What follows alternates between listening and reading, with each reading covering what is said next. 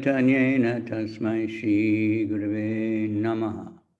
Shri Chaitanya Manobhistam Stapitam Yena Bhutale Swayam Rupa Kadamayam Dadati Swa Padantikam Vandeham Shri Guru Shri Yuta Padakamalam Shri Guru and Vaishnavam Shri Rupam Sajajatam Sahagana Raghunathan Vitam Tam Sajivam Sadvaitam Savadutaham Parijana Sahitaham Krishna Chaitanya Devam Shri Shri Radha Krishna Param Sahagana Lalita Shri Vishakam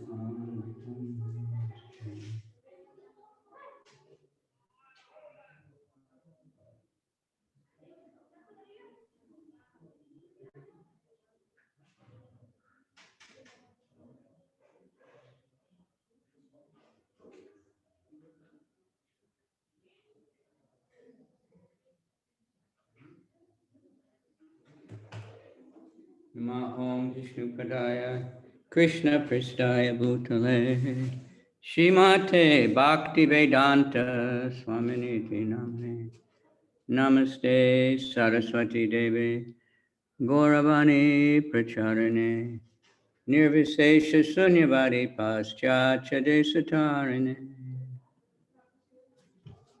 Vanchakalpa Turubhyascha Kripa Sindhubhya Evacha Patitanam Pavanebhyo Vaishnavebhyo Namaha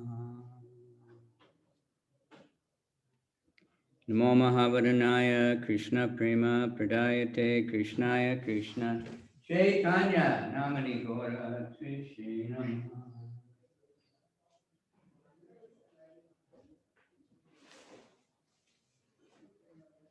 Hey Krishna Karuna Sindhu Dina Bandhu Jagatpate Gopesha Gopika Kanta Radha Kanta Namostute Tapta Kanchana Gaurange Radhe Vrindavaneshwari Vishabhanu Sute Devi Pranamami Hari Priya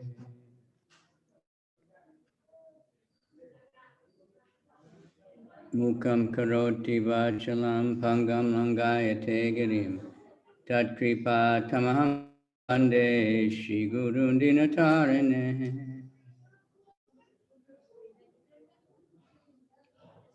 Do you know what verse we're on? Yes, one moment. It's 223. Say it loud. It's 223. 26. 23. 20 what? 23. 3. Yeah. Okay. I don't know how to say. Okay. Anyway, we're continuing with the qualities of the soul as far as the eternality of the soul, which is the base.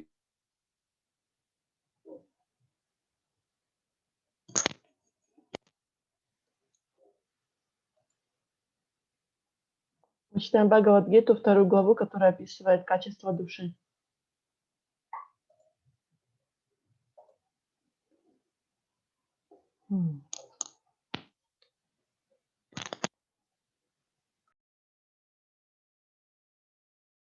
Okay. So, Bhagavad-gita 2:23, starting with the qualities of the soul as an eternal, indestructible, all these things. Читаем Бхагавад-гиту, вторая глава, 23 стих.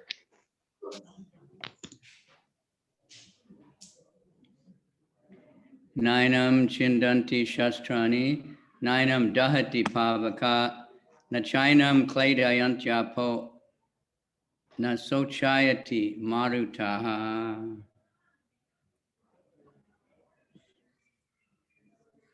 The soul can never be cut to pieces by any weapon, nor burned by fire, nor moistened by water, nor withered by the wind. Душу нельзя рассечь никаким оружием, сжечь огнем, намочить водой или сушить ветром.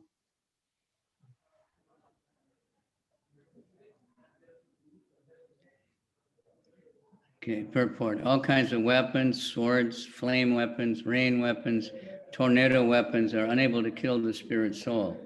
It appears that there are many kinds of weapons made of earth, water, ether, etc., in addition to the modern weapons of fire. Even the nuclear weapons of the modern age are called fire weapons. But formerly there were many other weapons made of all different kinds of material elements. Fire weapons were counteracted by water weapons, which are now unknown to modern science. Nor do modern scientists have knowledge of a tornado weapon. Nonetheless, the soul can never be cut to pieces, nor annihilated by any number of weapons, regardless of scientific devices. Никакое оружие, будь то меч или оружие, использующее энергию огня, ливня, смерча и так далее, не может уничтожить вечную душу. Очевидно, что в былые времена, помимо огнестрельного оружия, известного современным людям, существовало много других видов оружия из земли, воды, воздуха, эфира и так далее. Ядерное оружие, которым владеют современные люди, тоже использует энергию огня. Однако в прошлые века были в ходу и другие виды оружия, состоящие из различных материальных элементов. Оружию, использующему энергию огня, можно было противостоять водным оружием, которое неизвестно современной науке. Нынешние ученые не знают и об оружии, основанном на силе смерча. Но как бы то ни было, душу нельзя рассечь или уничтожить никаким, даже самым могущественным видом оружия.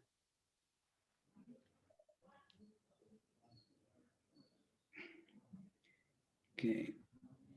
We see exhibition of all those weapons when Krishna fought with Lord Shiva and with Banasura. And they were both using all these weapons, counteracting them. Мы можем видеть описание всех этих видов оружий, когда когда Шива сражался с демоном Банасурой. Mountain, and the wind weapon, they counteracted with the mountain weapon. Там были разные оружия, которые используют силу ветра, оружие, которое использует силу горы.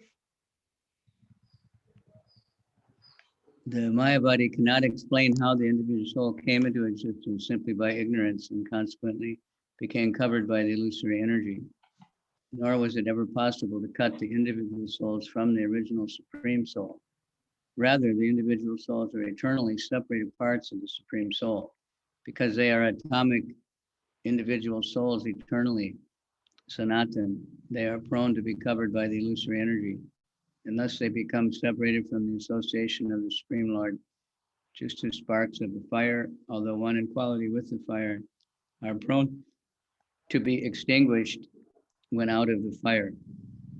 In the Varaha Purana, the living entities are described as separated parts and parcels of the Supreme. They are eternally so, according to Bhagavad-gita also.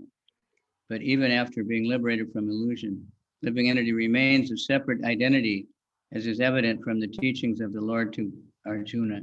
Arjuna became liberated by knowledge received from Krishna, but he never became one with Krishna. Философы Майявади утверждают, что индивидуальная душа обрела существование, когда, попав под влияние невежества, оказалась под покровом иллюзорной энергии.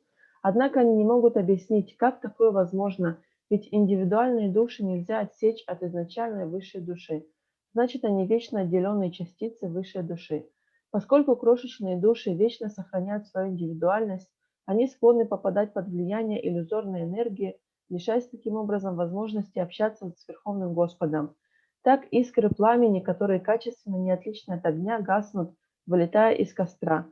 В Вараха-пуране о живых существах говорится как об отделенных частицах Всевышнего, и согласно Бхагавад-гите они остаются таковыми вечно. Таким образом, даже освободившись из плена иллюзии, живое существо сохраняет свою индивидуальность, как явствует из наставлений, которые Господь дал Арджуне. Знание, полученное от Кришны, помогло Арджуне обрести освобождение, но это вовсе не означает, что он стал Кришной.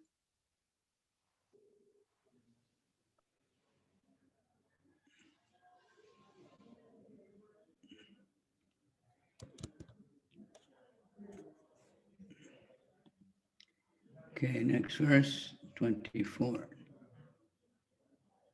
Achejo yam adayo yam klejo shesha evacha nitya sarvagata stanur achalo yam sanatana. This individual soul is unbreakable and insoluble and can be neither burned nor dried. He is everlasting, present everywhere, unchangeable, immovable, and eternally the same. Эту индивидуальную душу нельзя разбить на куски, растворить, сжечь или иссушить.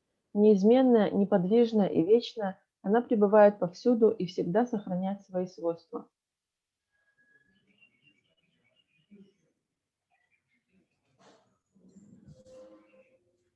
Purport. All these qualifications of the atomic soul definitely prove that the individual soul is eternally the atomic particle of the spirit whole, and he remains the same atom eternally without change. The theory of monism, which is very difficult to apply in this case, because the individual soul is never expected to become one homogeneously. After liberation from material contamination, the atomic soul may prefer to remain as a spiritual spark in the effulgent rays of the Supreme Personality of Godhead. But the individual souls enter into the intelligent souls enter into the spiritual planets to associate with the Personality of Godhead. Все перечисленные характеристики индивидуальной души служат неоспоримым доказательством того, что она всегда остается бесконечно малой частицей духовного целого и никогда не меняет своего положения. Это опровергает теорию монизма, так как из данного стиха следует, что индивидуальная душа не может слиться воедино с высшей душой. Очистившись от материальной скверны и обретя освобождение, индивидуальная душа может предпочесть остаться духовной искрой в сиянии Верховного Господа, однако разумные души поднимаются на духовные планеты, где вступают в общение с личностью Бога.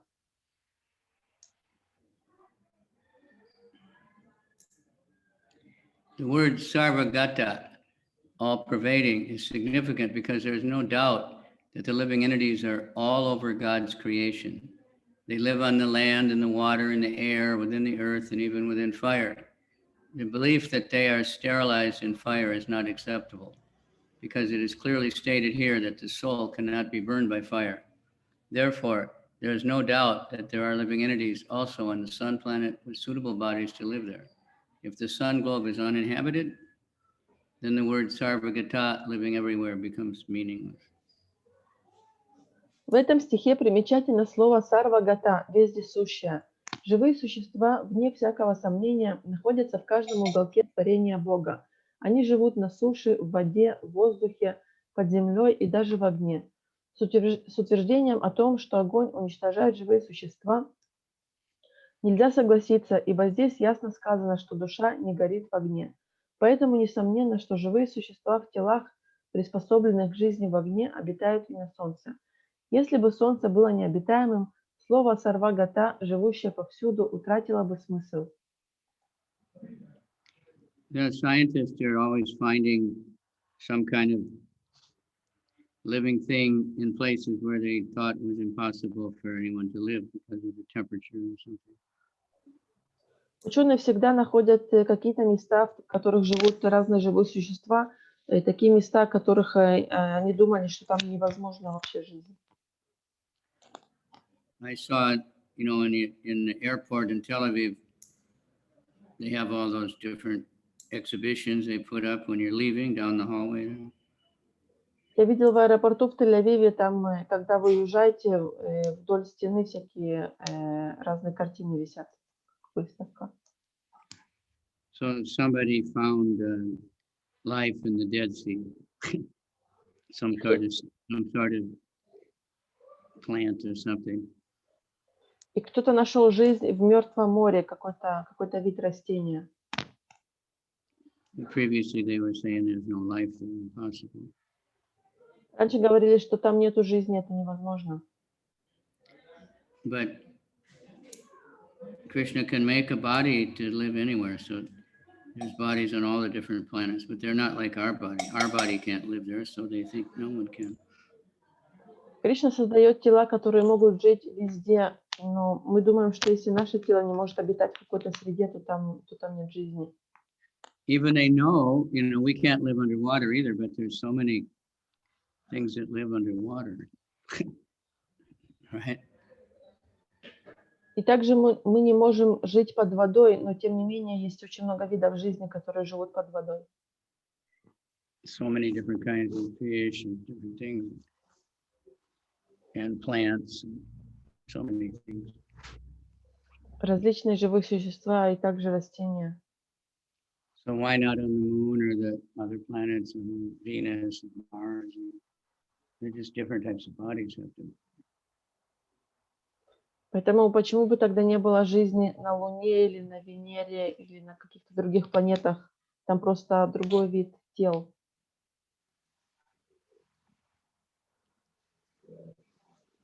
Avyaktoyam achintyoyam avikaryoyam uchate tasmad evam viditvainam nanusochitam arhasi. It is said that the soul is invisible, inconceivable, and immutable. Knowing this, you should not grieve for the body. Душа невидима, непостижима и неизменна. Зная это, ты не должен скорбеть о теле. Report. As described previously, the magnitude of the soul is so small for our material calculation that he cannot be seen even by the most powerful microscope. Therefore, he is invisible. As far as the soul's existence is concerned, no one can establish his existence experimentally beyond the proof of Shruti or Vedic wisdom. We have to accept this truth because there is no source of understanding the existence of the soul, although it is a fact by perception. There are so many things we have to accept solely on the grounds of superior authority. No one can deny the existence of the father based upon the authority of his mother. There is no source of understanding the identity of the father except by the authority of the mother. Similarly, there's no source of understanding the soul except by studying the Vedas. In other words, the soul is inconceivable by human experimental knowledge. The soul is conscious, and the soul is consciousness and conscious. That also is a statement of the Vedas. We have to accept that. Unlike the bodily changes, there is no change in the soul. As eternally unchangeable, the soul remains atomic in comparison to the infinite supreme soul. The supreme soul is infinite, the atomic soul is infinitesimal. Therefore, the infinitesimal soul, being unchangeable, can never become equal to the infinite soul or the supreme personality of Godhead. This concept is repeated in the Vedas in different ways just to confirm the stability of the conception of the soul. Repetition of something is necessary in order to understand the matter thoroughly. Как уже говорилось, размеры души настолько малы, что ее невозможно увидеть даже в самый мощный микроскоп, поэтому душу называют невидимой. Что же касается самого факта существования души, то его нельзя установить экспериментально, и естественным доказательством ее существования являются шрути, ведические писания. Мы должны принять их слова на веру, ибо другого источника знания о существовании души у нас нет, хотя мы и можем ощутить ее присутствие. На свете есть очень много истин, которые нам приходится принимать на веру, просто доверяя авторитету того, кто их утверждает. Так никто из нас не станет отрицать факт существования своего Отца. Мы не сомневаемся в том, кто наш Отец, хотя естественным доказательством этого являются слова нашей Матери. И точно так же единственным источником знания о душе являются Веды. Иными словами, люди не могут постичь душу экспериментальными методами. Душа обладает сознанием, и она само сознание. Об этом также сказано в Ведах, и мы должны принять эту истину. В отличие от тела, душа не претерпевает никаких изменений. Будучи вечно неизменной, душа всегда остается бесконечно малой по сравнению с беспредельной высшей душой. Высшая душа беспредельна, а индивидуальная душа бесконечно мала. Поэтому крошечная индивидуальная душа никогда не сравняется с бесконечной высшей душой. Эта мысль о различных вариантах неоднократно повторяется только для того, чтобы подтвердить неизменность понятия о душе. Всякую мысль необходимо несколько раз повторить, чтобы как следует усвоить ее и избежать ошибок.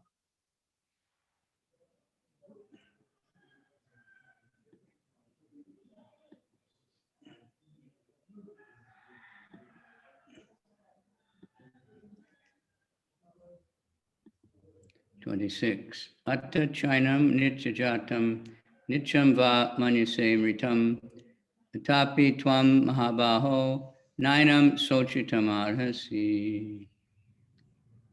If, however, you think that the soul or the symptoms of life will always be born and die forever, you still have no reason to lament, O mighty armed.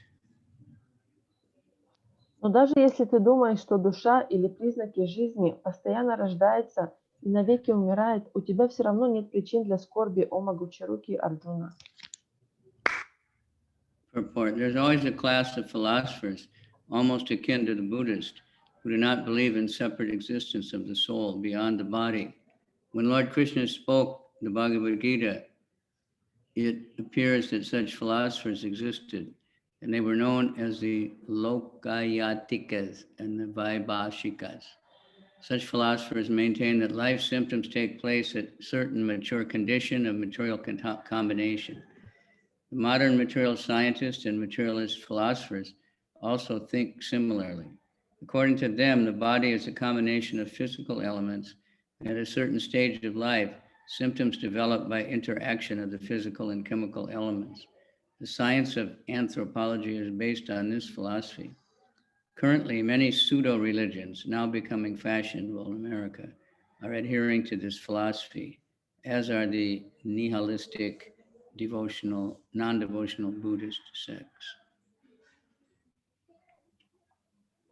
Всегда находятся философы, которые, подобно буддистам, не верят в то, что душа может существовать самостоятельно, отдельно от тела. Такие философы существовали и в те времена, когда Господь Кришна поведал Бхагавад-гиту. Тогда их называли локаятиками и вайбхашиками. Они утверждали, будто жизнь возникает из соединения материальных элементов на определенном этапе их эволюции. Эту точку зрения разделяют многие современные ученые и философы-материалисты. Они считают, что тело является сочетанием физических элементов, и на определенном этапе развития в результате взаимодействия физических и химических элементов в нем возникают признаки жизни. Подобные представления составляют философскую основу такого учения, как теория эволюции.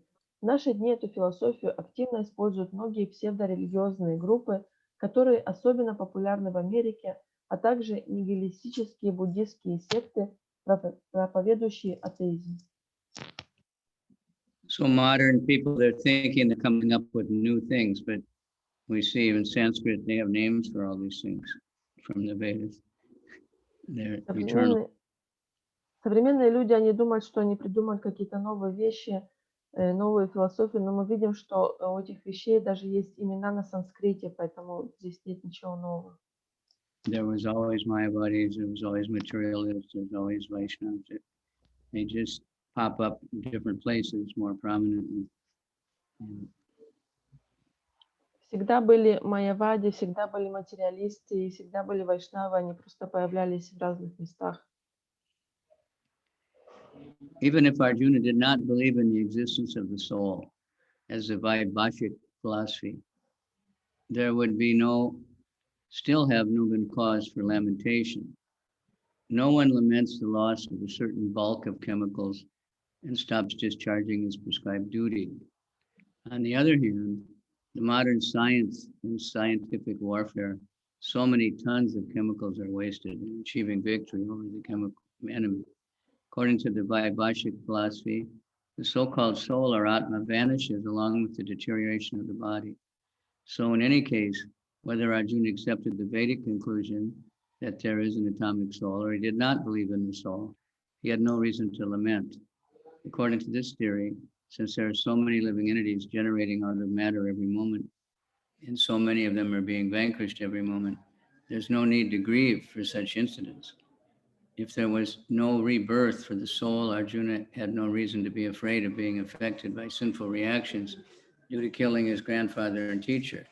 But at the same time, Krishna sarcastically addressed Arjuna as Maha mighty arm, because he at least did not accept the theory of the Vaibhashikas, which leaves aside the Vedic wisdom. As a Kshatriya, Arjuna belonged to the Vedic culture, and it behooved him to continue to follow its principles. Даже если бы Арджуна, подобно приверженцам философии Вайбашика, не верил в существование души, у него все равно не было бы причин для скорби. Какой смысл горевать об исчезновении каких-то химических веществ и из-за этого отказываться от исполнения своего долга? Современная наука и армия, чтобы добиться военного превосходства, расходуют тонны химических веществ. Согласно философии Вайбашика, душа или атма погибает вместе со смертью материального тела. Таким образом, независимо от того, придерживался ли Арджуна точки зрения Вед и признавал существование души или не верил в это, у него не было причин для скорби. Философия Вайбашика утверждает, что материя ежесекундно производит на свет великое множество живых существ, и каждую секунду ровно столько же их погибает, поэтому нет смысла жалеть их и сокрушаться. Если душа никогда не родится вновь, Арджуне не нужно бояться, что, убив своих родственников, он будет страдать за этот грех. Вместе с тем, Кришна язвительно называет Арджуну Махабаху, могучеруким, ибо сам Кришна не признает философию Вайбашика, которая противоречит учению Вед. Будучи кшатрием, Арджуна принадлежал к ведической культуре, поэтому ему надлежало оставаться верным ее традициям.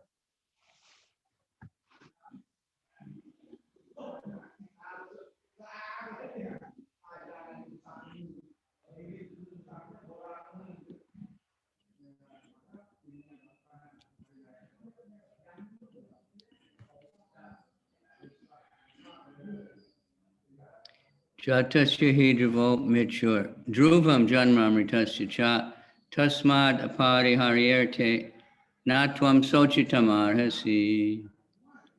One who has taken his birth is sure to die, and after death, one is sure to take birth again. Therefore, in the unavoidable discharge of your duty, you should not lament. Тот, кто родился, непременно умрет, а после смерти снова появится на свет. Это неизбежно, поэтому, исполняя свой долг, не должен предаваться скорби. Purport. One has to take birth according to one's activities, and after finishing one term of activities, one has to die and take birth for the next. In this way, one is going through the cycle of birth and death, one after another, without liberation. This cycle of birth and death does not, however, support unnecessary murder, slaughter, and war. But at the same time, violence and war are inevitable factors of human society for keeping law and order. The Battle of Kurukshetra, being the will of the Supreme, was an inevitable event, and to fight for the right cause is the duty of a Kshatriya. Why should he be afraid or be aggrieved at the death of his relatives, since he was discharging his proper duty? He did not deserve to break the law, therefore becoming subjected to the reactions of sinful acts of which he was afraid. By avoiding the discharge of his proper duty, he would not be able to stop the death of his relatives, and he would be degraded due to selection of the wrong path of action. Деятельность живого существа определяет условия, в которых оно рождается в следующей жизни. Завершив очередной этап деятельности, оно встречает смерть, чтобы затем опять родиться и начать новый этап своей деятельности. Так живое существо вращается в круговороте рождения и смерти и не может из него вырваться. Сам факт существования круговорота рождения и смерти не является оправданием войн и бессмысленного убийства людей и животных. Но вместе с тем насилие и войны неизбежны в человеческом обществе, так как без них невозможно поддерживать законность и порядок. Поскольку битва на Курукшетре должна была произойти по воле Господа, избежать ее было невозможно, а сражаться за правое дело – долг каждого кшатрия. Зачем Арджуне бояться смерти родственников или оплакивать их, если он исполняет свой долг? Участвуя в битве, он не нарушит закона и не совершит греха, последствий которого он так сильно боялся. В то же время, даже уклонившись от исполнения долга, он все равно не сможет предотвратить смерть своих родственников, а выбор неверного пути приведет к его падению. So this is very factual verse and very nice, but we don't want to say this to someone whose close relation just died.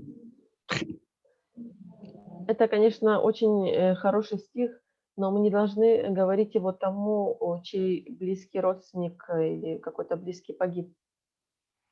That would be insensitive, but it is a fact. Это было бы нечувствительно по отношению к такому человеку, но тем не менее это факт. Some people can understand that. Некоторые люди могут это понять. I heard one time in Mayapur long ago, one young boy was in the Gurukul and he drowned in the lake there, by Prabhupada's samadhi. Я слышал не так давно в Майяпуре один гурукульский мальчик, он утонул в озере недалеко от самади Прабхупады. And they said his mother, she came, I guess from Calcutta, and she was real happy. She was happy? The mother was happy. И его мать, она приехала из Калькутты, и она была счастлива. And the devotees asked her, and she said, no, the Lord gives and the Lord takes away. И преданные спросили, а как так? Она ответила, Господь дает и Господь забирает. Krishna gave me the son and he took him away. So she didn't, she was really advanced at this. Кришна дал мне сына, и Кришна забрал его к себе. И таким образом она особо не переживала по этому поводу. Она была очень продвинута. That's not normal situation. Even people that know very well philosophy and everything, when their son dies, especially, or their husband or their wife, they're going to be really, really distressed. Это, конечно, необычная ситуация. Обычно люди, даже если они очень хорошо знают философию, но какой-то их близкий родственник или супруг погибает, то они будут очень расстроены. But at a Krishna conscious funeral, we read all these verses. That's it. The devotees who do funerals for the Indians, they read these sections. Но на похоронах преданных они читают разные мантры, и этот стих также. But that's later, that's at the cremation, different. Но это немножко отличается, потому что эти мантры читают уже во время кремации, то есть не сразу после. Okay. Avyaktadini bhutani, vyakta madhyani bharata. Avyakta nidhananyeva tatraka paridevata. All created beings are unmanifest in their beginning, manifest in their intimate state, and unmanifested again when annihilated. So what need is there for lamentation? Вначале все сотворенные существа находятся в непроявленном состоянии. На промежуточном этапе творения они появляются, а после уничтожения Вселенной вновь переходят в непроявленное состояние. Так стоит ли оплакивать их? Accepting that there are two classes of philosophers, one believing in the existence of the soul and the other not believing in the existence of the soul. There is no cause for lamentation in either case. Non-believers in the existence of the soul are called atheists by followers of Vedic wisdom. Yet even if for argument's sake we accept this atheistic theory that there's no cause for lamentation, still there's no cause. Apart from the separate existence of the soul, the material elements remain unmanifested before creation. From this subtle state of non-manifestation comes manifestation, just as from ether, air is generated. From air, fire is generated. From fire, water is generated. And from water, earth comes manifested. From the earth, many varieties of manifestations take place.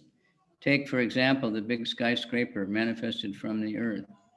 When it is dismantled, the manifestation again unmanifested and remains as atoms in the ultimate stage. The law of conservation of energy remains. but in course of time, things are manifested and unmanifested. That is the difference. And what cause is there for lamentation, either in the stage of manifestation or unmanifestation? However, somehow or other, either even in the unmanifested stage, things are not lost, both at the beginning and at the end. All elements remain unmanifested, and only in the middle are they manifested, and this does not make any real material difference. Даже учитывая то, что есть две философские концепции, приверженцы одной из которых верят в существование души, а другой нет, следует признать, что ни у тех, ни у других нет причин для скорби. Тех, кто не верит в существование души, последователи ведической философии называют атеистами. Но даже если чисто теоретически мы примем точку зрения атеистов, нам все равно не о чем будет скорбеть.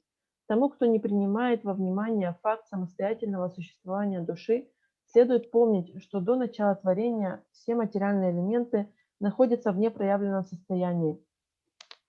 Затем из тонкого непроявленного состояния они переходят в проявленное состояние, от тонкого к грубому. Из эфира появляется воздух, из воздуха огонь, из огня вода, а из воды земля. Земля – источник огромного многообразия материальных проявлений. Возьмем, к примеру, небоскреб. Он состоит из земли. Когда он разрушается, составляющие его компоненты переходят из проявленного состояния в непроявленное и в конечном счете распадаются на атомы. Закон сохранения энергии всегда действует, но с течением времени материальные объекты то проявляются, то вновь приходят в непроявленное состояние. Стало быть, нет смысла скорбеть ни о том, что проявлено и существует сейчас, ни о том, что перестало существовать. Даже находясь в непроявленном состоянии, материальные элементы никуда не исчезают.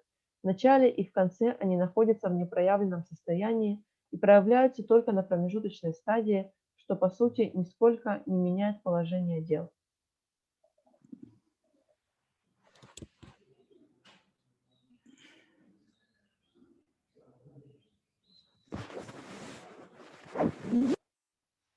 Okay, I went to Kaliyada now. I'm hoping Krishna will stomp on my head.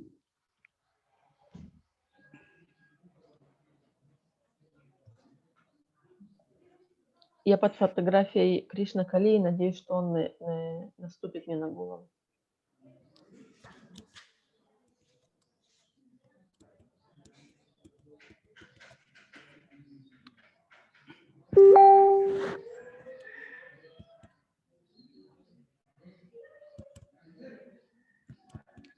Okay, so we have to find the...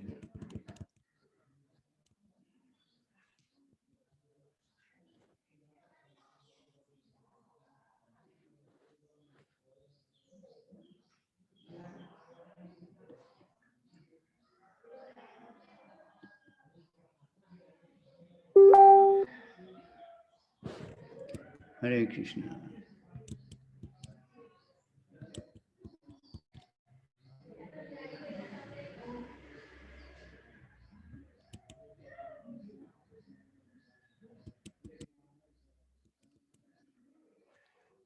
See you in a minute.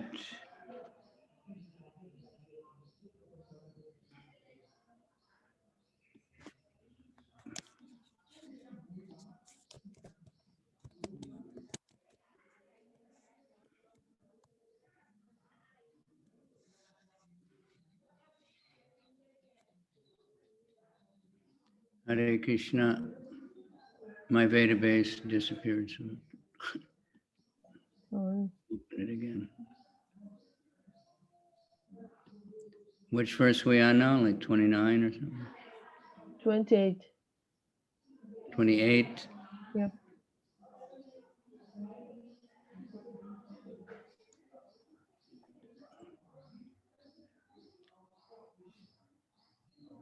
Avyaktadini bhutani bhaktya madhyani bharata vyaktam nidadan. Purport. Excepting there are two classes of philosophers, one believing in the existence of the soul and the other not believing in the existence of the soul. There is no cause for lamentation in either case. Non-believers in the existence of the soul are called atheists or by followers of Vedic wisdom. Yet even if, for argument's sake, we accept this atheistic theory, there's no cause for lamentation. Apart from the separate existence of the soul, the material elements remain unmanifested before creation. From this subtle state of non-manifestation comes manifestation, just as from ether, air is generated, from air, fire is generated, from fire, water is generated, and from water, earth becomes manifested. From the earth, many varieties of manifestations take place.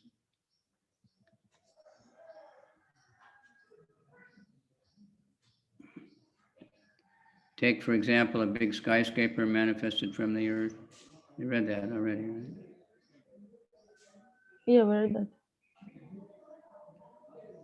If we accept the conclusion as stated in Bhagavad-gita, that these material bodies are perishable in due course of time, antavanta ime deha, but that the soul is eternal, nityas yokta sadirina, we must remember always that the body is like a dress.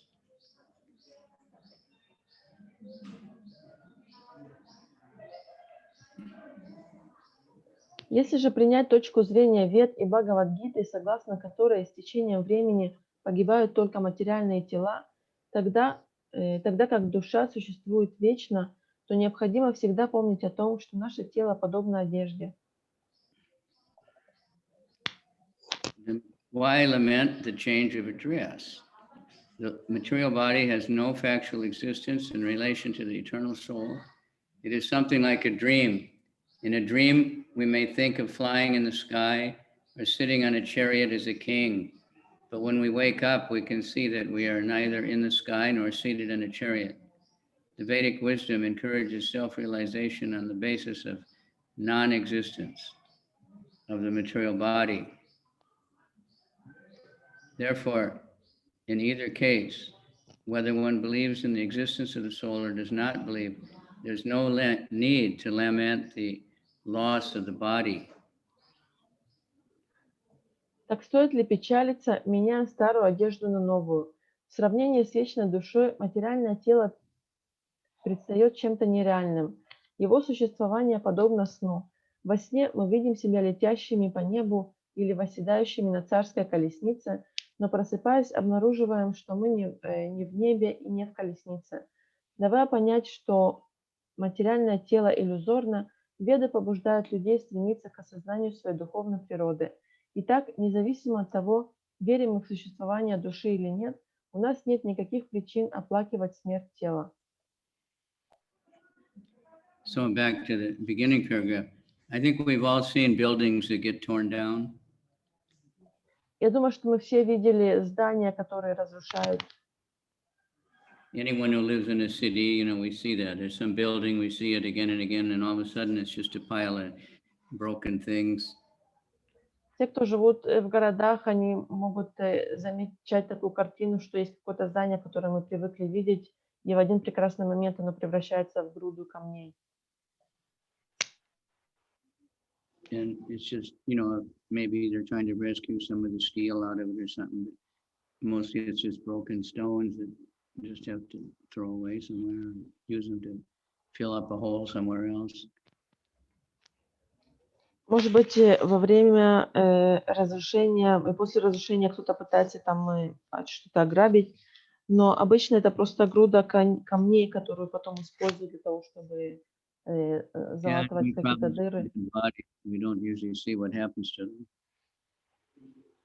И когда разрушается тело, мы обычно не видим, что с ним происходит потом.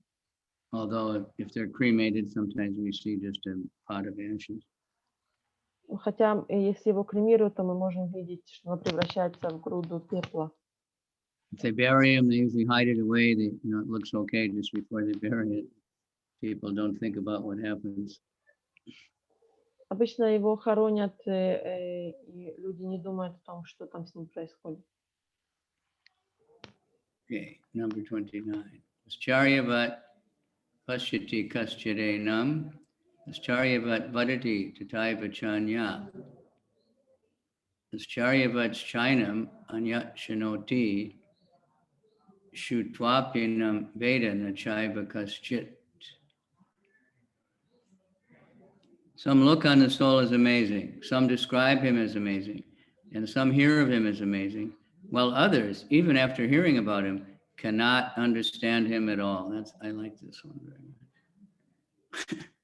Это стих, который я очень люблю. Одни смотрят на душу как на чудо, другие говорят о ней как о чуде, третьи слышат, что она подобна чуду, а есть и такие, кто даже услышав о душе, не могут постичь ее. Since Gita Upanishad is largely based on the principles of the Upanishad, it is not surprising to find this passage also in the Katha Upanishad. Shravanayapi bahudbir yona labhya shinvatopi bahavo yam navidyo ascharya vakta kushalo shilabda ascharya vachya gyata kushalan shushita.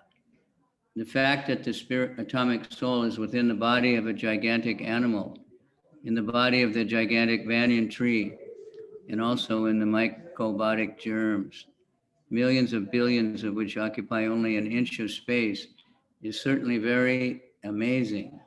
Men with a poor fund of knowledge and men who are not austere cannot understand the wonders of the individual atomic spark of spirit, even though it is explained by the greatest authority of knowledge, who imparted lessons even to Brahma, the first living being in the universe. Owing to the gross material conception of things, most men in this age cannot imagine how such a small particle can become both so great and so small. So men look at the soul proper as a wonderful either by constitution or by description.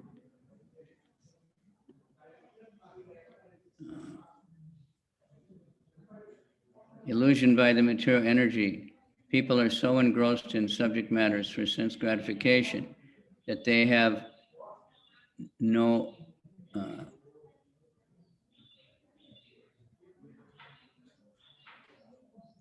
little time to understand the question of self-understanding, even though it is a fact that without this self-understanding, all activities result in ultimate defeat in the struggle for existence. Perhaps they have no idea that one must think of the soul and thus make a solution to the material miseries.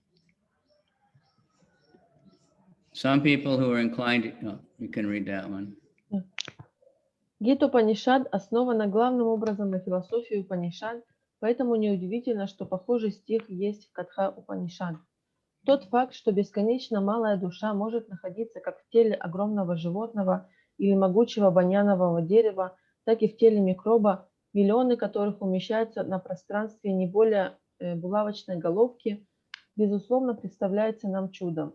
Люди со скудным запасом знаний, а также те, кто предается мирским удовольствиям, не способны проникнуть в тайну крошечной духовной искры, даже когда они рассказывают величайший знаток вед, который учил самого Брахму, первое живое существо во Вселенной. Руководствуясь материальными представлениями о мире, большинство людей, живущих в наше время, не способны даже представить себе, каким образом такая маленькая частица может принимать и огромные, и совсем крошечные формы. Поэтому, видя проявление природы души или слыша ее описание, люди лишь удивляются. Введенные в заблуждение материальной энергией, они до такой степени поглощены чувственными наслаждениями, что у них не хватает времени на познание своего истинного «я», хотя очевидно, что, не познав себя, человек, какой бы деятельностью он ни занимался, в конце концов потерпит поражение в тяжелой и изнурительной борьбе за существование. Им, вероятно, даже и в голову не приходит, что предназначение человека вспомнить о душе и тем самым положить конец своим страданиям в материальном мире. Can you give me screen sharing? Yes, one moment.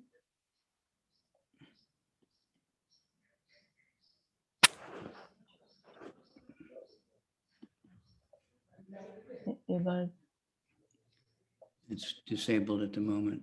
Oh, I'm the host now.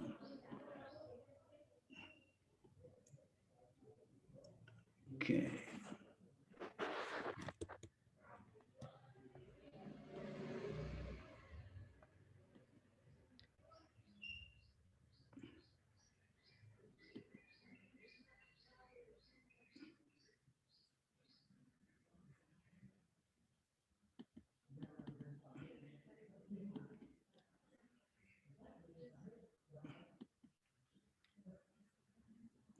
can't find what I'm looking for. Okay, there it is.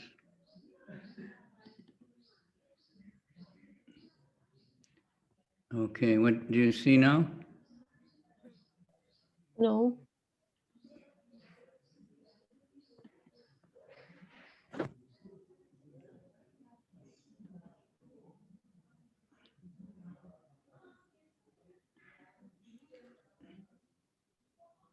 No, somehow it's not working.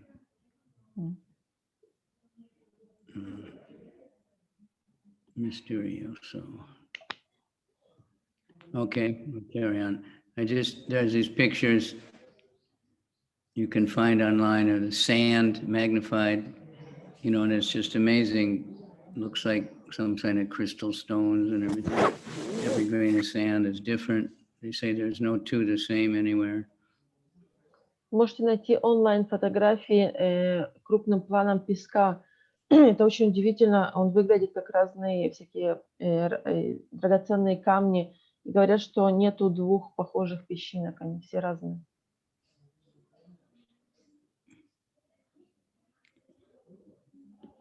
Yeah, it says share screen, but then it doesn't.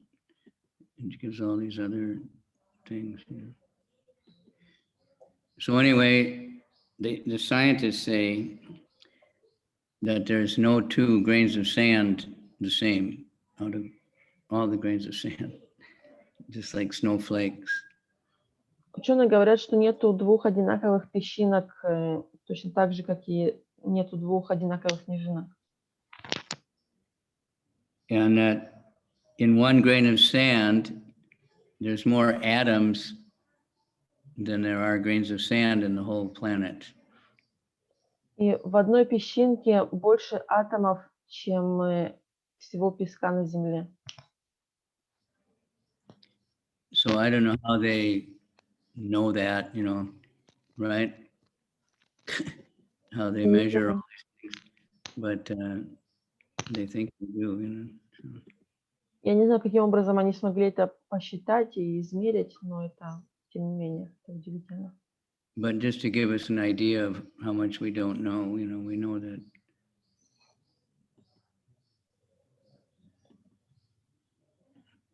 there's all these different things going on that nobody knows, nobody can see, but as far as the atoms, they've never seen, so they're just guessing because it's impossible to see it.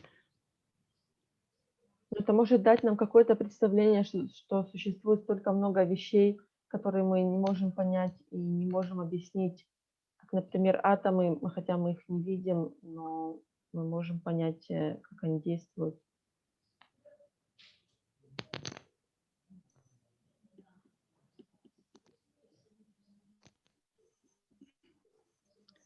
Okay, I might as well just move on. It's not cooperating.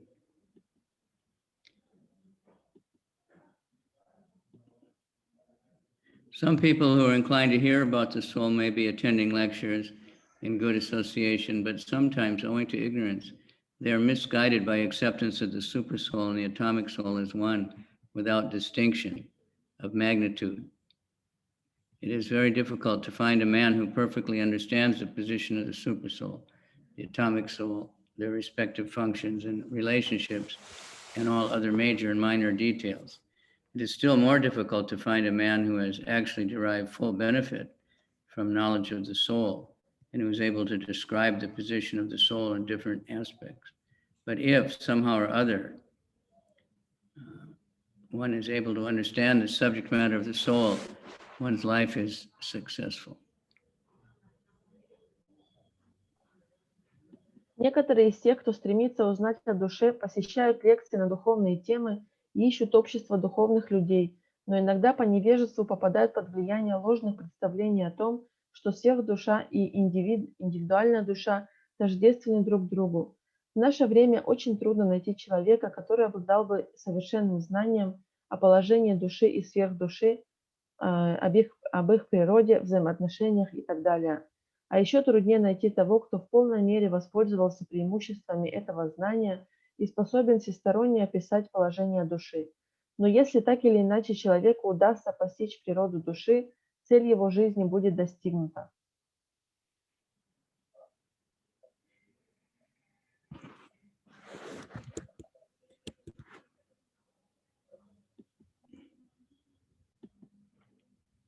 The easiest process for understanding the subject matter of the self, however, is to accept the statements of the Bhagavad-gita spoken by the greatest authority, Lord Krishna, without being deviated by other theories.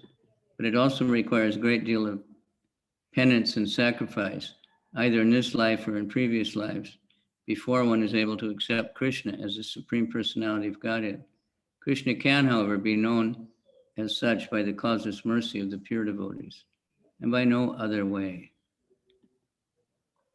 Самый простой способ постижения науки о душе – это принять наставление Бхагавад-гиты, которую поведал величайший духовный учитель, Господь Шри Кришна, и ни на йоту не отклоняться от них.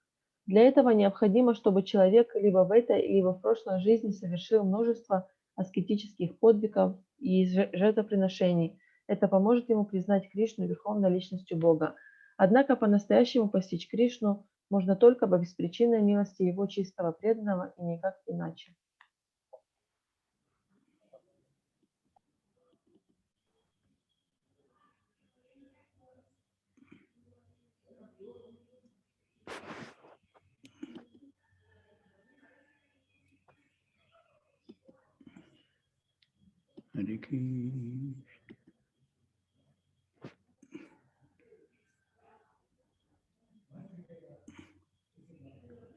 Next text 30.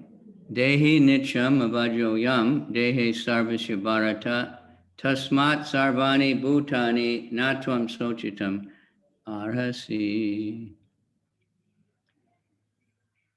O descendant of Bharat, he who dwells in the body can never be slain. Therefore, you should not grieve for any living being.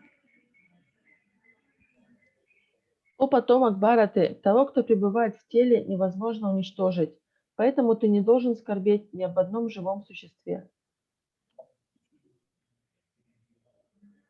Purport. The Lord now concludes the chapter of instruction on the immutable spirit soul in describing the immortal soul in various ways. Lord Krishna establishes that the soul is immortal and the body is temporary. Therefore, Arjuna, as a Kshatriya, should not abandon his duty out of fear that his grandfather and teacher, Bhishma and Drona, will die in the battle. On the authority of Krishna, one has to believe that there is a soul different from the material body, that there is no such thing as a, not that there is no such thing as a soul.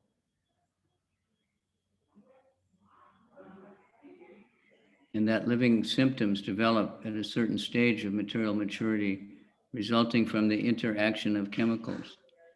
Though the soul is immortal, violence is not encouraged, but at the time of war, it is not discouraged when there is actual need for it.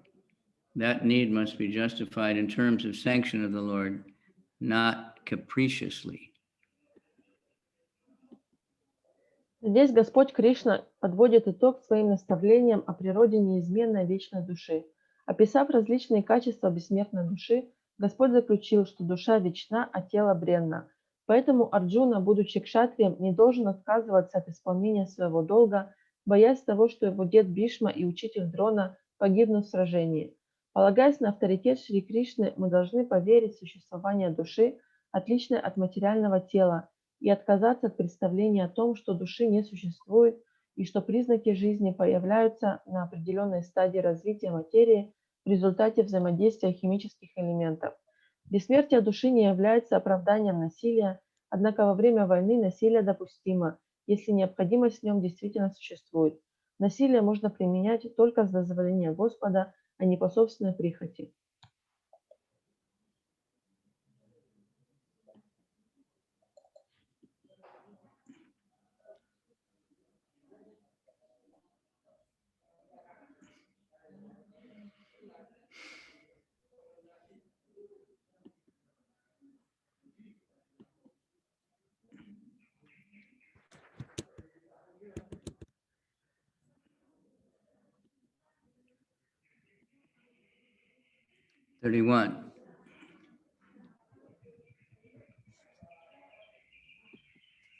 Sadharma api chaveksha na vikampitam arasi dharmadi di yudach chayonyat chatriyasya navidyate.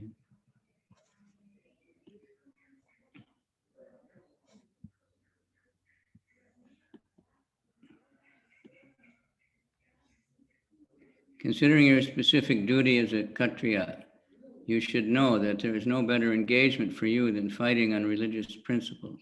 So there is no need for hesitation. Что же касается твоего долга, то знай, что для тебя, как для кшатрия, нет лучшего занятия, чем сражаться за устои религии.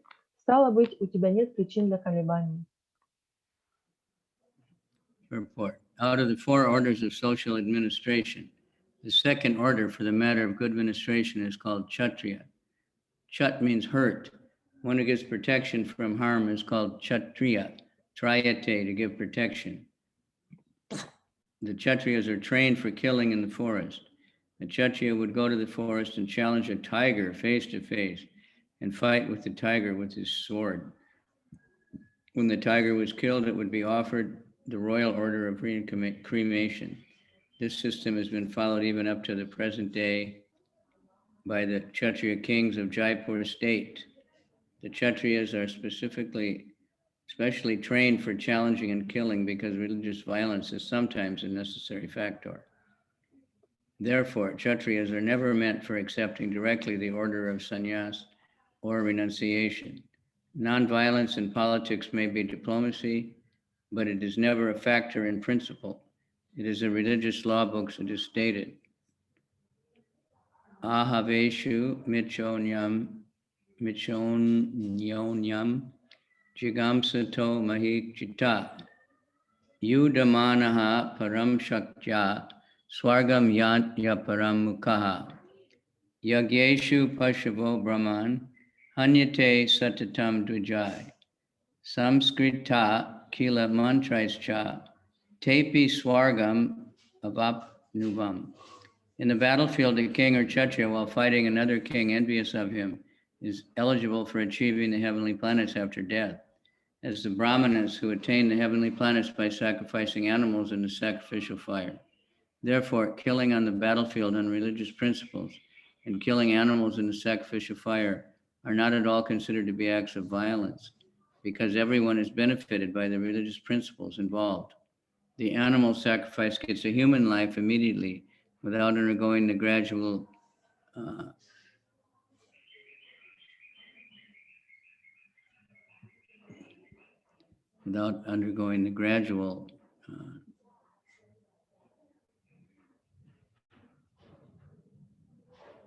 evolutionary process from one form to another. And the Kshatriyas killed on the battlefield attain the heavenly planets, as do the Brahmanas who attain them by offering sacrifice. В системе 4 сословий представители второго сословия, которые призваны править государством на основе законов религии, называют кшатриями. Кшат значит вред. Человека, который защищает других от тех, кто причиняет им вред, называют кшатрием. Траяте значит защищать. Кшатрии упражнялись в военном искусстве, охотясь в лесу. Обычно кшатрий отправлялся в лес, находил тигра и вооруженный мечом сражался с ним 1 на 1. Когда тигр испускал дух, его возлагали на погребальный костер и с царскими почестями кремировали. Цари кшатрии Джайпура и по сей день следуют этому обычаю. Кшатрия специально учили тому, как вызывать противника на бой и сражаться насмерть, ибо в некоторых случаях по законам религии необходимо прибегать к насилию. Поэтому кшатрии не должны принимать саньясу и отрекаться от мира. Ненасилие в политике допустимо как дипломатический ход, но его нельзя возводить в принцип. В своде религиозных законов говорится: царь кшатрий, погибший на поле боя во время поединка с другим царем, своим соперником, попадает в рай. Туда же после смерти попадают и браманы, которые совершают жертвоприношения, принося на жертвенный огонь животных. Таким образом, тот, кто убивает врага на поле боя в соответствии с религиозными предписаниями или сжигает животных на жертвенном огне, не совершает насилия, ибо эти поступки соответствуют законам религии и несут благо каждому. Животное, принесенное в жертву сразу после смерти, получает человеческое тело не проходя долгий эволюционный цикл. А кшатрий, убитый на поле боя, попадает в рай, так же, как и браман, совершающий жертвоприношение.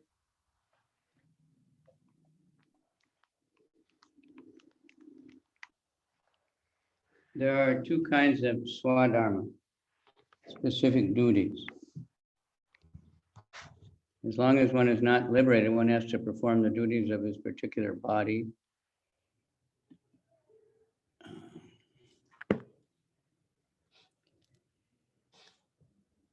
In accordance with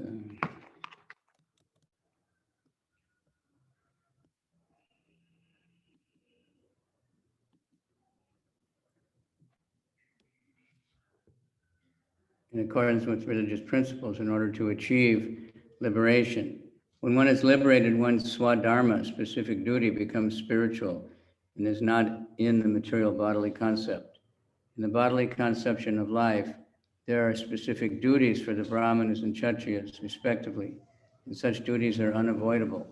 Swadharma is ordained by the Lord, and this will be clarified in the 4th chapter. On the bodily plane, swadharma is called varnashram dharma, or man's stepping stone for spiritual understanding. Human civilization begins from the stage of varnashram dharma.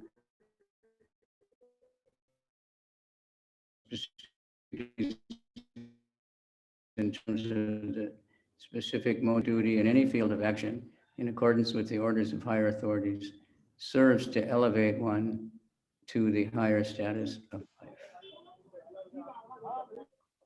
Существует два вида свадharмы или обязанностей, предписанных шастрами. Тот, кто еще не освободился из материального плена, должен выполнять предписанные ему обязанности, следуя религиозным заповедям. Это поможет ему обрести освобождение. А когда человек обретает освобождение, его обязанности свадharма становятся духовными и выходят за рамки материальных телесных представлений о жизни. Пока браман или кшатрий находятся на уровне телесных представлений, он должен выполнять свои обязанности неукоснительно. Свадharму человека определяет сам Господь, о чем будет сказано в 4 главе. Материальный аспект свадharмы называется варнашрама-дharмой, которая представляет собой систему общественного устройства, помогающую человеку постичь свою духовную природу. Человеческая цивилизация начинается с варнашрама-дharмы, обязанностей, предписанных человеку в соответствии с гунами природы, влияющими на его тело. Выполняя обязанности, предписанные свыше, какими бы они ни были, человек и достигает более высокого духовного статуса.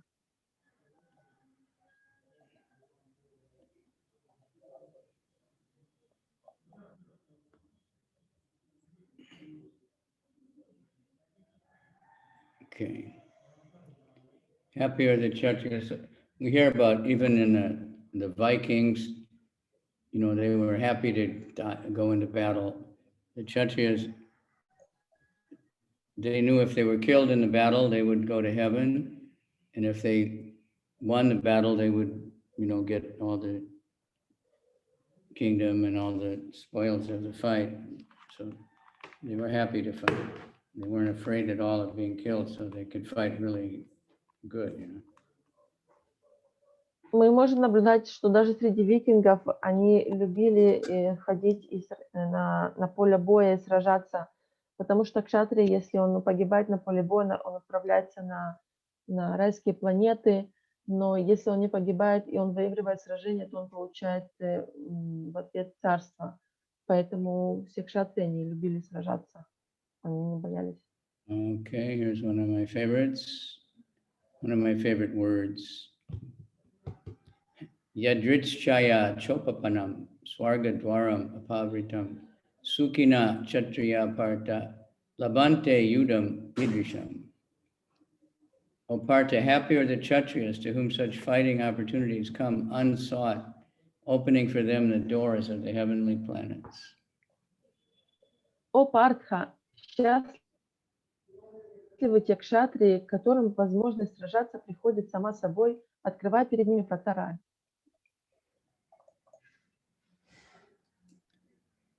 That's just what I mentioned. Это то, о чем я сейчас говорю. As supreme teacher of the world, Lord Krishna condemns the attitude of Arjuna, who said, I don't find any good in this fighting. It will cause perpetual habituation in hell. Such statements by Arjuna were due to ignorance only. He wanted to become non-violent in the discharge of his specific duty. For a Kshatriya to be on the battlefield and become non-violent is a philosophy of fools. In the Parashara Samhita, or religious codes made by Parasara, the great sage and father of Vasudev, it is said, Kshatriyohi prajarakshan shastrapani pradandayan nirjitya para sainyadi chitam dharmena palaye. The Kshatriya's duty is to protect the citizens from all kinds of difficulties. And for that reason, he has to apply violence in suitable cases for law and order. Therefore, he has to conquer the soldiers of inimitable kings, and thus, with religious principles, he should rule over the world. Как учитель всего мира, Господь Кришна осуждает поведение Арджуны, который заявил: «Я не вижу ничего хорошего в этом сражении. Приняв в нем участие, мы обречем себя на вечные муки в аду». Слова Арджуны являются лишь следствием невежества. Выполняя свой долг, он хотел при этом избежать насилия.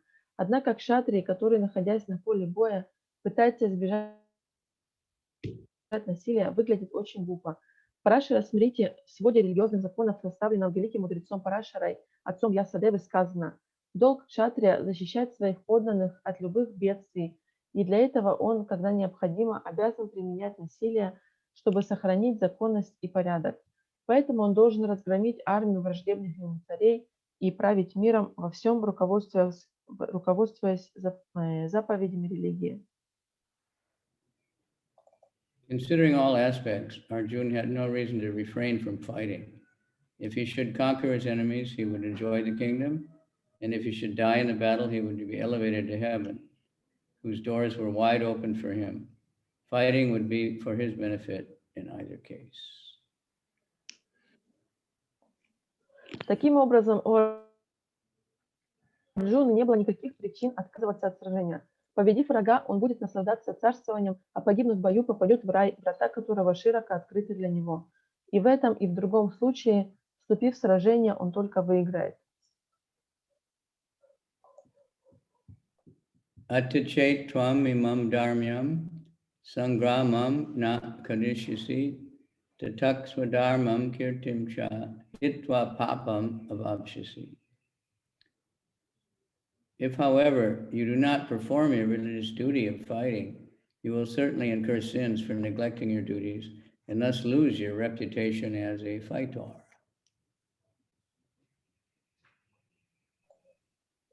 Но отказавшись сражаться, ты навлечешь на себя грех пренебрежения своим религиозным долгом, и твоя слава воина.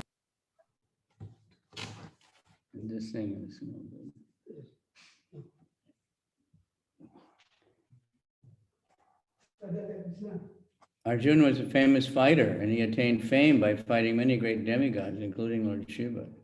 After fighting and defeating Lord Shiva in the dress of a hunter, Arjuna pleased the Lord and received as a reward a weapon called Pashupata Shastra. Everyone knew that he was a great warrior. Even Dronacharya gave him benedictions and awarded him with a special weapon which he could kill even his teacher. So he credited with so many military certificates from so many authorities, including his adopted father, Indra, the heavenly king. But if he had abandoned the battle, he would neglect Krishna.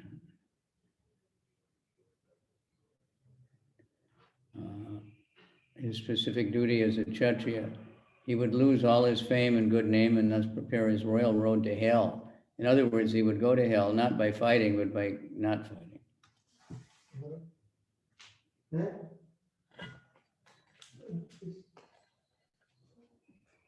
And this thing is no good. It's no good.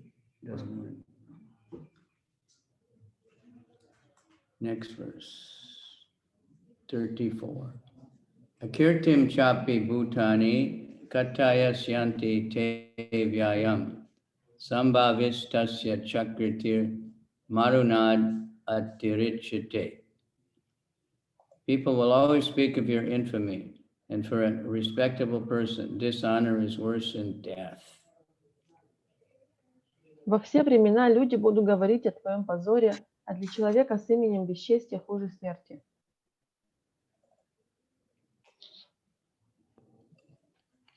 Both as a friend and a philosopher to Arjuna, Lord Krishna now gives his final judgment regarding Arjuna's refusal to fight. The Lord says, Arjuna, if you leave the battlefield before the battle even begins, people will call you a coward. And if you think that people may call you bad names, but you will save your life by fleeing, my advice is you'd better die on the battlefield. For a respectable man like you, ill fame is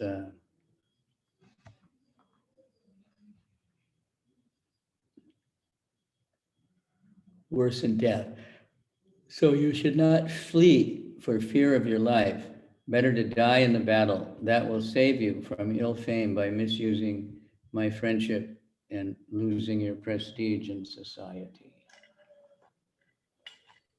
Разговаривая с Арджуной как друг и как философ, Господь Кришна выносит сейчас окончательное суждение о решении Арджуны уклониться от участия в битве. Арджуна, говорит Господь, если ты покинешь поле боя еще до начала сражения, люди назовут тебя трусом. Если же тебе все равно, что скажут люди, и ты думаешь только о том, как спасти свою жизнь, мой тебе совет – лучше погибни в сражении. Для такого уважаемого человека, как ты, позор хуже смерти. Поэтому, чем бежать, спасая свою жизнь, лучше умри на поле боя. Это избавит тебя от позора, которым ты покроешь себя, если злоупотребишь моей дружбой и позволит сохранить свое доброе имя. I don't know if you're old enough to remember Imelda Marcos from the Philippines. Who is that? In the Philippines, some years ago, there was a dictator, Marcos. На Филиппинах несколько лет назад, какое-то время назад был диктатор Маркус. And they ruled very, very strongly, and they were very, very rich family. Это была очень богатая семья, и она правила так строго. And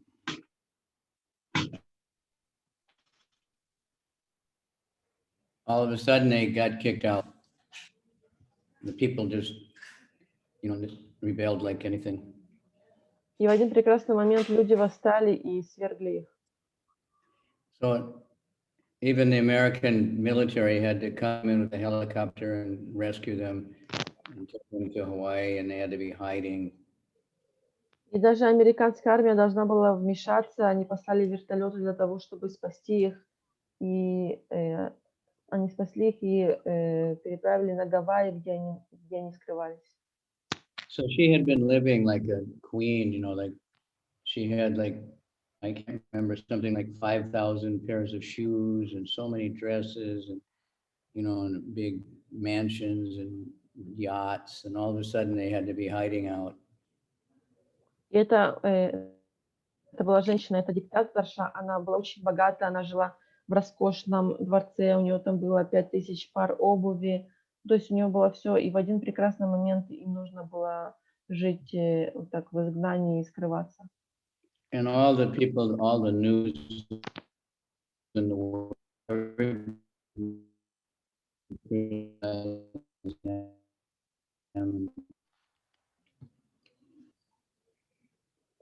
И об этом говорили в новостях по всему миру. So anyway, one devotee is in LA now. He's was some kind of relative. She was his auntie. И есть один преданный в Лос-Анджелесе, он был каким-то дальним родственником этой диктаторши, она была его тетей. So he had some communication, She said, this is worse than death. This infamy is worse than death. She said what Krishna says about what will happen to Arjuna. И у него была связь с этой женщиной, и она ему говорила, что это хуже, чем смерть, находиться вот так в изгнании, и такой позор. И это ведет то, о чем Кришна говорит здесь. Because it can go on for a lifetime of people just criticizing and saying you're a coward. Потому что это может продолжаться всю жизнь, что люди будут вас критиковать и говорить о том, какой вы трус. And like I said the other day, that was the already Duryodhana thought, oh, Arjuna's afraid, he's not going to fight. We're going to win automatically. И я уже говорил до этого, что Дурьодана, он уже думал, что Арджуна, он трус, и он не собирается сражаться. Bhayad Ranad Paratam Mamsyante Ma Tvam Maharataha Yesham Cha Tvam Bahumato Bhutva Yasya Silagavam.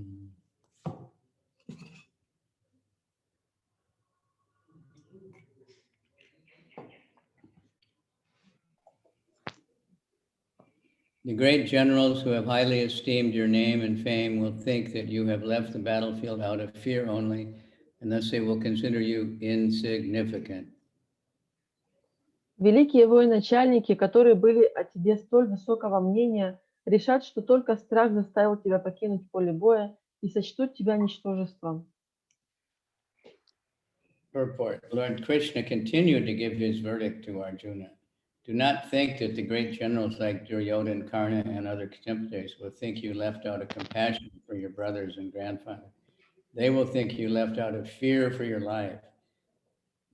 And thus their high estimation of your personality will go to hell. Господь Кришна продолжает увещевать Арджуну. Не рассчитывай, что такие великие воины, как Дурьодана, Карна и другие твои ровесники, поверят, будто ты отказался сражаться из жалости к братьям и к деду. Они скажут, что ты это сделал из страха за собственную жизнь. Так ты навсегда лишишься их уважения. And of course, they would become very puffed up and thinking, he's afraid of us because we're so powerful. И, конечно, они возгордятся тем, что они будут думать, что ты испугался нас, поэтому ты убежал. So Krishna is protecting the future. Таким образом, Кришна защищал будущее Арджуны. But he's telling it for us also that, we have different duties to do sometimes.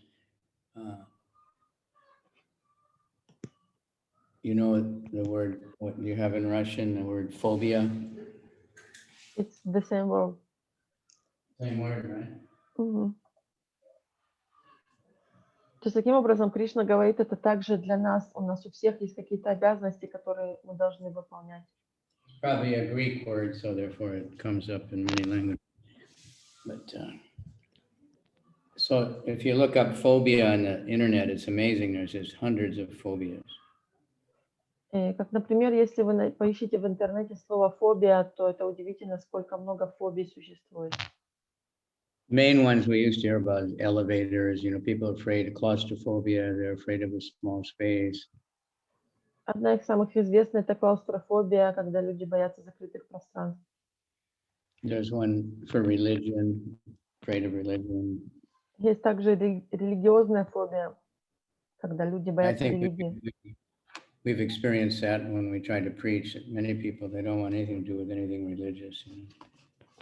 Я думаю, что мы сталкивались с этим во время проповеди. Многие люди, они не хотят иметь ничего общего с религией, они боятся этого. Afraid of spiders, afraid of, dogs, afraid of, airplanes, so many things. Some people are afraid and they can't leave their house. They're afraid of everything. Или люди боятся пауков, боятся самолетов, а некоторые боятся всего, они боятся выйти из дома. So two big things, the fear of failure. Есть две таких очень больших фобии. Это болезни. Try to do something for fear that we'll fail and then people will criticize us. Болезнь поражения, что у нас что-то не получится, и люди будут нас критиковать из-за этого всю жизнь. But there's also fear of success. Но также есть боязнь успеха. That if I do this and I succeed, then they'll think I have to do it again and again, but maybe I won't be able to do it again. Я думаю, что если я что-то сделаю, и я в этом преуспею, то люди будут рассчитывать на то, что я буду преуспевать в этом постоянно, а может у меня не получится. So that's why now there's so many people getting themselves rich out of just making up seminars to help you get over these kind of fears and get over what's, and promising you can get very rich. You just have to. И поэтому сейчас существует очень много людей, которые разбогатели на том, что не давали семинары о том, как преодолеть эти фобии, как стать успешным, как разбогатеть.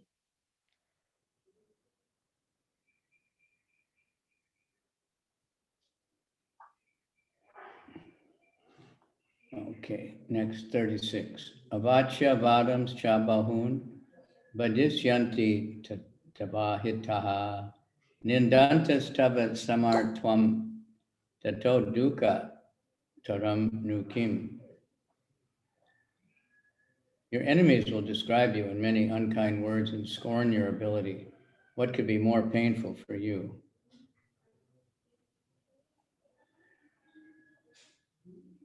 Враги станут хулить тебя и смеяться над твоей немощью. Что может быть мучительнее этого?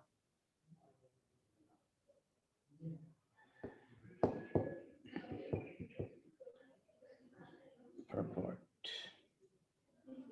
Lord Krishna was astonished at the beginning of Arjuna's uncalled for plea for compassion, and he described his compassion as befitting the non-Aryans. Now, in so many words, he has proved his statements against Arjuna's so-called compassion. Сначала Господь Кришна был поражен неуместным призывом Арджуны к состраданию и назвал его чувства недостойными ариев. Теперь с помощью многочисленных доводов он доказал, что был прав в оценке ложного сострадания Арджуны.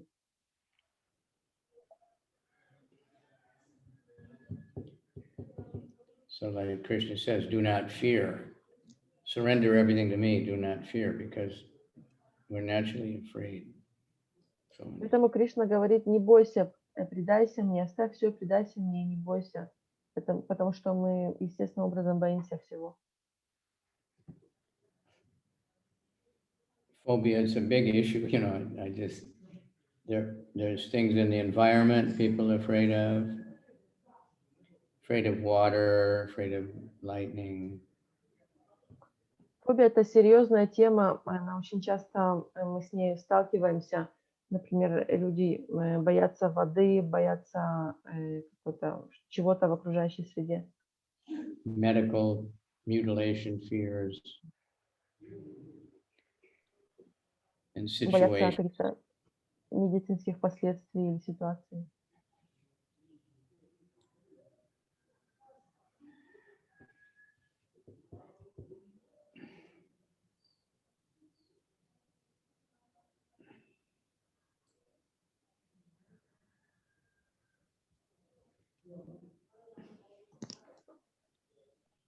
Anyway, there's so many things we're afraid of, but we shouldn't be afraid of Krishna. Мы боимся столько всего, но мы не должны бояться Кришны. In a Christian, in America, they'll say a good man is God-fearing. Христиане, особенно в Америке, они говорят, что хороший человек, он должен бояться. That means he tries to be good. He avoids sinful activity because he knows there'll be a reaction. So they say he's afraid of God.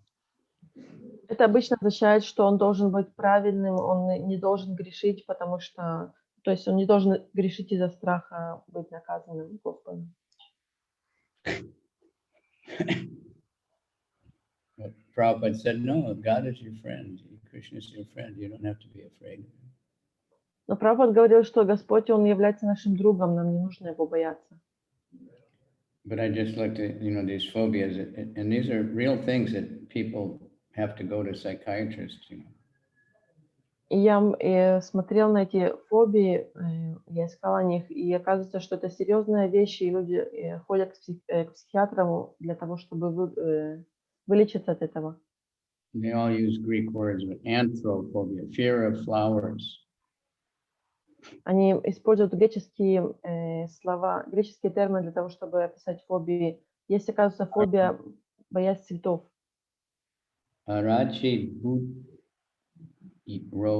Phobia, fear of peanut butter. Есть также фобия арахисового масла.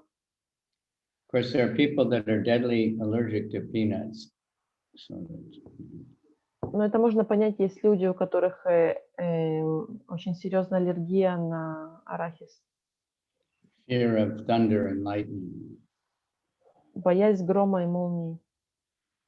Fear of disorder, untidiness. Боязнь беспорядка. Fear of failure. Atichiphobia. Боязнь поражения. Autophobia. Fear of being alone. It just goes, really amazing. Боязнь одиночества. Tetraphobia. Fear of doctors. Боязнь докторов. Fear of water, fear of illness. Боязнь воды, боязнь болезней. I think we all have, to some extent, a lot of these things, but not to the point where it becomes completely dominating one's life. But some people, that's what happens. Я думаю, But что у нас у многих есть. The fear of really surrendering to Krishna and just, that's there. And that's what Krishna is saying. Give it up.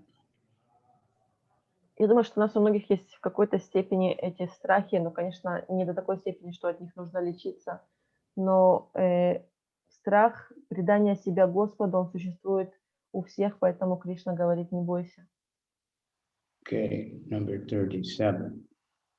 Hatto va prapsyasi swargam jitva va bhokshase mahim tasmad utishta konteya yudaya krita nischaya utishta. Get up.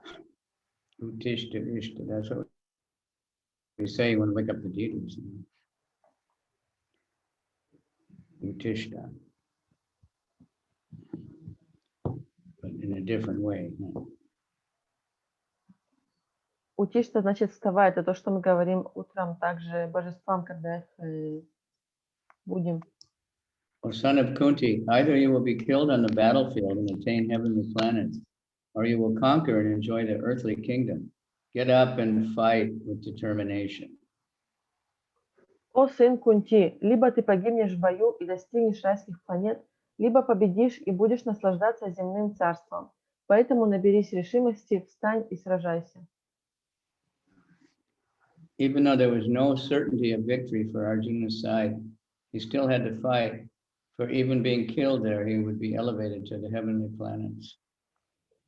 Хотя Арджуна не был уверен в победе, ему все равно следовало сражаться, ибо даже если он погибнет в бою, то вознесется на райские планеты.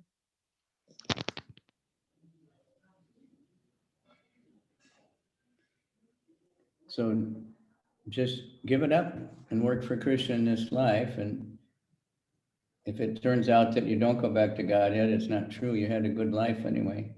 Prabhupada said like that.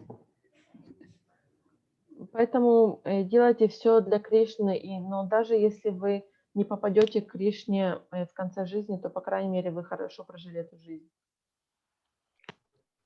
Sukha duke same kritva labha labho jaya jayo.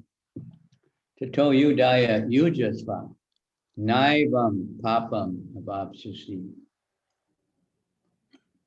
Do thou fight for the sake of fighting without considering happiness or distress, loss or gain, victory or defeat, and you will never incur sin. Сражайся во имя сражения и не думай о счастье, горе, потерях и приобретениях, победе и поражении. Действуя так, ты никогда не навлечешь на себя греха. So again, it's a duality, equal in happiness and distress, equal in loss or gain, victory or defeat, honor and dishonor. Just do your duty. Опять же, здесь описывается двойственность. Нужно быть одинаково относиться к потерям, приобретениям, победе и поражении. То есть нужно просто исполнять свой долг. Lord Krishna now directly says that Arjuna should fight for the sake of fighting because he desires a battle. There's no consideration of happiness or distress, profit or loss, victory or defeat in the activities of Krishna consciousness. That everything should be performed for the sake of Krishna is transcendental consciousness. So there's no reaction to material activities. He who acts for his own sense gratification, either in goodness or passion, is subject to the reaction, good or bad. But who has completely surrendered himself to in activities of Krishna consciousness is no longer obliged to anyone, nor is he a debtor to anyone, as one is in the ordinary course of activities.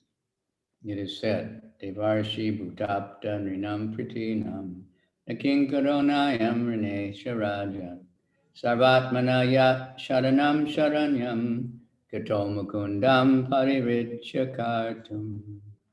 Anyone who is completely surrendered unto Krishna, giving up all of their duties, is no longer a debtor, nor is he obliged to anyone, nor the demigods, not the sages, nor the people in general, nor kinsmen, nor humanity, nor forefathers. Bhagavatam 11:5-41.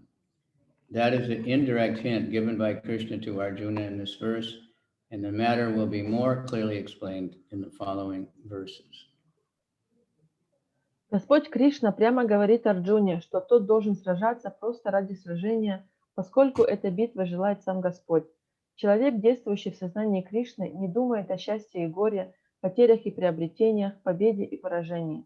Тот, кто считает, что вся его деятельность должна быть направлена на удовлетворение Кришны, обладает божественным сознанием, поэтому его поступки не являются материальными и не влекут за собой кармических последствий. Тот же, кто действует ради удовлетворения собственных желаний, независимо от того, находится ли он под влиянием благости или страсти, рано или поздно пожнет плоды своих поступков, как хороших, так и дурных. Если человек целиком посвятил себя деятельности в сознании Кришны, он освобождается от всех долгов и обязательств, которые связывают обыкновенных людей. Тот, кто безраздельно посвятил себя служению Кришне, Мукунде и сложил в себя все остальные обязанности, больше никому ничего не должен. Ни полубогам, ни мудрецам, ни обыкновенным живым существам, ни своим родственникам, ни человечеству, ни предкам. Вот на что Кришна намекает здесь Арджуне, а более ясно это будет изложено в последующих стихах. So it's like there's many people, they don't know how to manage and they buy many things on time, on credit cards, and then they have too many debts, they don't have enough income to pay off the monthly payments. Как, например, люди, которые не могут правильно распоряжаться своими деньгами, и они покупают кучу вещей в кредит, и в конце концов они оказываются с большими долгами. Then there's another bank or company, loan company, and they'll give them another loan at a smaller payments, but they have to pay over many, many more years. And then they can have enough to pay off all the other. И затем другой банк предлагает ему другую суду с меньшими выплатами, но на большее количество лет, и для того, чтобы он смог погасить суды в других банках. So we have all these debts. We have no idea the demigods that they're giving us everything that we need to live. The sages who have given us wisdom, and the people in general who maintain society, our relatives, forefathers, who by their case, we have a body, parents, all the teachers we ever had, so many things we don't even know about. People helped us throughout our life. And we can't find them all even to pay back, and we couldn't do it if we wanted to, but when you surrender to Krishna, everything is covered. Поэтому мы даже не представляем себе в долгу, перед сколькими людьми мы находимся, перед своими учителями, перед родителями, перед предками, перед мудрецами, которые дают нам знания. Но в конце концов, когда мы предаемся Кришне, Он избавляет нас от всех этих долгов. More than covered it. And all those people we owe to, they get special benefit when we surrender to Krishna. Более которым мы должны, они получают благословение из-за того, что мы предаемся Кришне. Okay, time is over.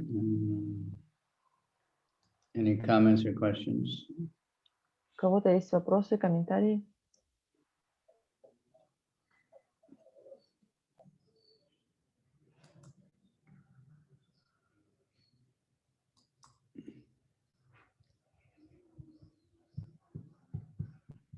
Okay. Thank you. I see we're getting a little bit more attendees than we were getting, 12, 13 every day. That's encouraging. Okay, thank everybody very much. Lily and Dinanath, Vaishnavananda, Rohini, Bhakti Shastra is always there, dedicated. Omkar is always there, and I don't know this one, Russian. And Vrindavati is almost always there. And she's getting very successful outside also. So thank you all very much. Hare Krishna. Microphone on, please. Camera on. Микрофон. Hare Krishna, Hare Krishna. Hare Krishna, Krishna Krishna, Hare Hare, Rama, Hare Rama, Rama Rama, Hare Hare Hare.